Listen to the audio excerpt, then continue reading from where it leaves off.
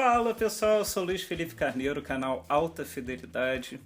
Hoje estamos aqui falando sobre mais um disco. Eu comentei no Facebook que não sabia qual disco que eu ia falar hoje, tinha um buraco na minha programação.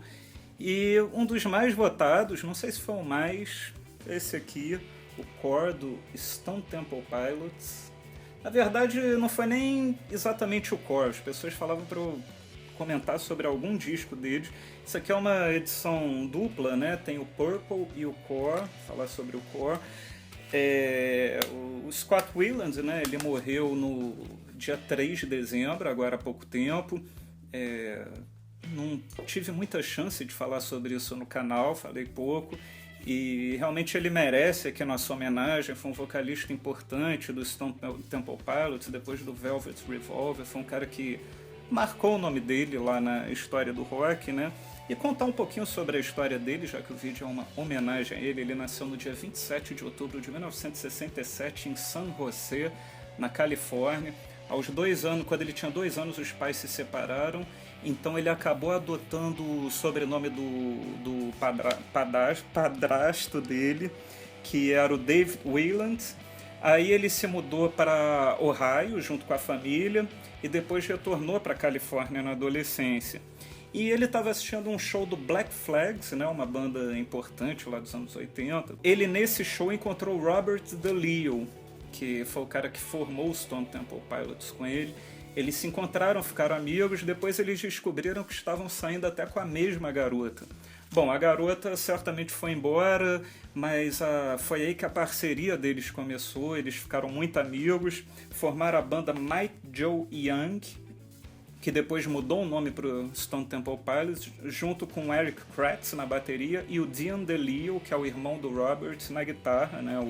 O Robert toca baixo. Aí eles estavam em Los Angeles nessa época, muita concorrência, não sei, né? Era a época que o Guns N' Roses estava estourando lá, meados, final dos anos 80. E eles foram para San Diego, começaram a tocar em vários clubes, influenciado muito pelo som do Led Zeppelin e também por aquela cena grunge que estava começando a surgir em Seattle, mas muito especificamente pelo Alice in Chains, que foi uma grande influência do Stone Temple Pilots. Eles faziam um hard rock bem vigoroso, com uma pegada um pouco alternativa, como esse pessoal do início dos anos 90 estava começando a fazer. E tinha a voz meio cavernosa, né, do Scott, e também um muro de guitarras, que eu acho que isso sintetiza muito o som da banda, junto com a cozinha lá muito competente, o baixo e a bateria, a voz emotiva do Scott Weiland. E eu acho que uma faixa desse disco, que é exatamente a segunda, Sex Type Thing, é a que melhor resume o som do Stone Temple Pilots. Se você quiser conhecer, para nunca ouvir essa banda, qual é o estilo deles, eu acho que essa música é a música. Mas o grande hit do disco foi a faixa de número 9 aqui no CD, Plush. Eu me lembro que eu ouvia muito essa música. Quem tinha 10 anos, pelo menos 10 anos de idade na época, vai se lembrar dessa música. Porra, tocava o dia todo nas rádios. E eu me lembro que a princípio eu pensava que era uma música do Pearl Jam, inclusive. Eu achava assim, pô, isso daí deve estar... Não sei se eu já tinha o primeiro disco do Pearl Jam na época, então, pô, vai ver que é uma música do segundo disco. Enfim, mas não era. O Scott Weiland gostava muito do Pearl Jam, então não vou dizer que eles imitavam, mas a influência é extremamente visível. E tem outra música, Cracker Man, que é a penúltima, a 11ª, que também você ouve e você acha que é o Alice in Chains. E isso, na época, a banda recebeu algumas críticas por conta disso, porque muita gente dizia, eles estão querendo imitar os expoentes do grunge, é uma banda da Califórnia que quer ser grunge, mas não é de Seattle e tal. Mas independente disso, eu acho que são músicas muito boas, o disco é bom. Tem outras músicas que eu gosto, como Wicked Garden, que é uma coisa meio acid rock, Creep, uma acústicazinha assim, bem bacana. Assim, pra mim nunca foi grunge, é um hard rock com uma pitada um pouco pop, o que me agrada, pelo menos me agradou muito na época. No verão, o Core foi lançado em setembro de 92, no verão de 93, lá no hemisfério norte, ou seja, mais ou menos em junho. Chegou ao top 20 da Billboard, você vê, o álbum aos pouquinhos foi chegando lá. O álbum seguinte, o Purple, que é essa capinha aqui, já estreou em primeiro lugar na Billboard quando foi lançado, né? A Stone Temple Pilots já estava com o nome estabilizado, mas eu acho que esse Core é um disco que mais importante, né? Foi o primeiro deles, foi a primeira vez que a gente escutou, né, a voz do Scott Weiland. Enfim, no total foram 5 discos do Stone Temple Pilots entre 92 e 2001. Em 2008 eles retornaram para fazer alguns shows, aí eles se animaram, em 2010 lançaram mais um disco, que eu acho um disco bem bacana. Depois disso a banda demitiu o Scott Weiland.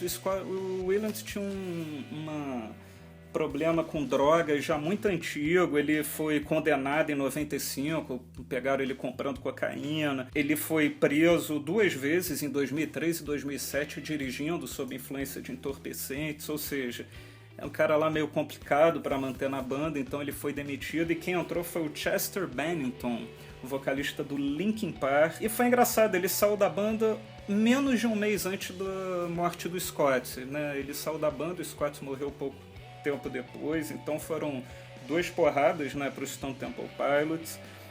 Eles não chegaram a gravar nenhum disco, né, o vocalista do Linkin Park com o Stone Temple Pilots, eles gravaram um EP de 5 músicas que sinceramente eu nunca escutei, fiquei até curioso para escutar, mas não escutei.